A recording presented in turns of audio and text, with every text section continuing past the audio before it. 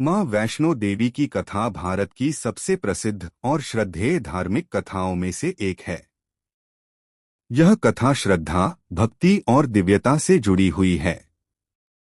पौराणिक मान्यता के अनुसार त्रेतायुग में जब राक्षसों का अत्याचार बढ़ा, तब देवताओं ने भगवान विष्णु, महादेव और ब्रह्मा से प्रार्थना की। तभी भगवान विष्णु की शक्ति, महालक्ष्मी, महाकाली और महासरस्वती की संयुक्त शक्ति से एक दिव्य कन्या का जन्म हुआ। यह कन्या वैष्णवी नाम से विख्यात हुई, क्योंकि इसमें तीनों देवियों की शक्तियां निहित थीं। जन्म से ही वैष्णवी ईश्वर भक्ति और तपस्या में लीन रहती थीं। उन्होंने प्रतिज्ञा की थी कि वे तभी विवाह करेंगी जब कोई ऐसा पुरुष मिलेगा जो भगवान विष्णु के समान शक्तिशाली और धर्मनिष्ठ होगा। तपस्या के लिए वे घने जंगलों, पहाड़ों और गुफाओं में रहने लगीं। कथा के अनुसार जब भगवान श्री राम लंका विजय के लिए जा रहे थे, तो वैष्णवी से उनकी भेंट हुई।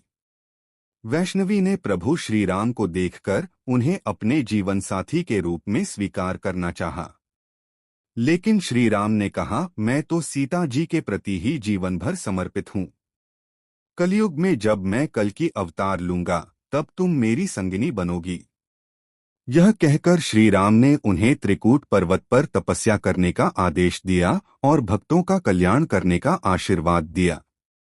वैष्णो देवी की कथा का सबसे महत्वपूर्ण भाग है भैरवनाथ की कहानी।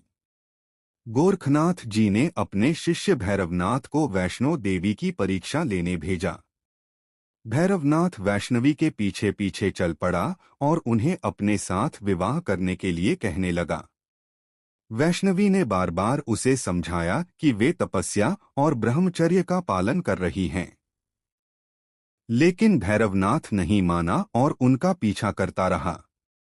भैरवनाथ से बचने के लिए माता वैष्णवी जंगलों और गुफाओं से होकर त्रिकूट पर्वत की ओर चली गईं। रास्ते में उन्होंने अपने भक्तों के लिए कई स्थान पवित्र किए, जैसे बांगंगा, चरण पादुका और अर्धकुंवारी गुफा।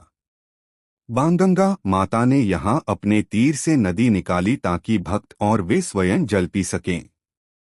चरण पादुका, यहाँ माता के पांवों के निशान आज भी देखे जाते हैं।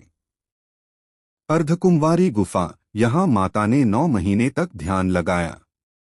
जब भैरवनाथ ने माता को पकड़ने की कोशिश की, तो माता गुफा में प्रवेश कर गईं। वहां से निकलकर वे त्रिकूट पर्वत की चोटी पर पहुंचीं और वहां से सिंह रूप धारण कर भैरवनाथ से युद्ध किया। अंततः माता ने अपने त्रिशूल से भैरवनाथ का सिर काट दिया। लेकिन चमत्कार यह हुआ कि भैरवनाथ का कटा हुआ सिर त्रिकूट पर्वत से 3 किलोमीटर दूर जाकर गिरा। आज वह स्थान भैरव मंदिर के नाम से प्रसिद्ध है। मरने के बाद भैरवनाथ ने माता से क्षमा मांगी। माता ने करुणा दिखाते हुए कहा कि हे भैरव, तुम पाप से प्रेरित होकर मुझे परेशान करने आए थे, लेकिन अंततः मेरी शरण में आए हो, इसलिए तुम्हें मोक्ष प्रदान करती हूँ। मेरे दर्शन तब तक अधूरे रहेंगे जब तक भक्त मेरे दरबार में दर्शन के बाद तुम्हारे मंदिर में आकर दर्शन नहीं करेंगे।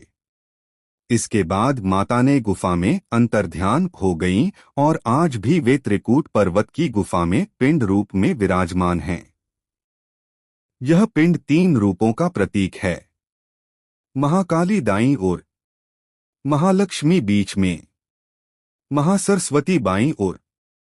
माता वैष्णो देवी की कथा हमें सिखाती है कि सच्ची भक्ति और श्रद्धा से किया गया प्रयास कभी व्यर्थ नहीं जाता। माँ अपने भक्तों का संकट हरती हैं और उन्हें शक्ति, समृद्धि और ज्ञान प्रदान करती हैं।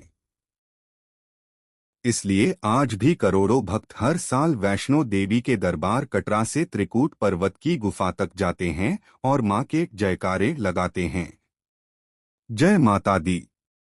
जितने भी सनातनी माता के भक्त कथा देख और सुन रहे हैं, कृपया लाइक और सब्सक्राइब अवश्य कर ले। जय माता दी।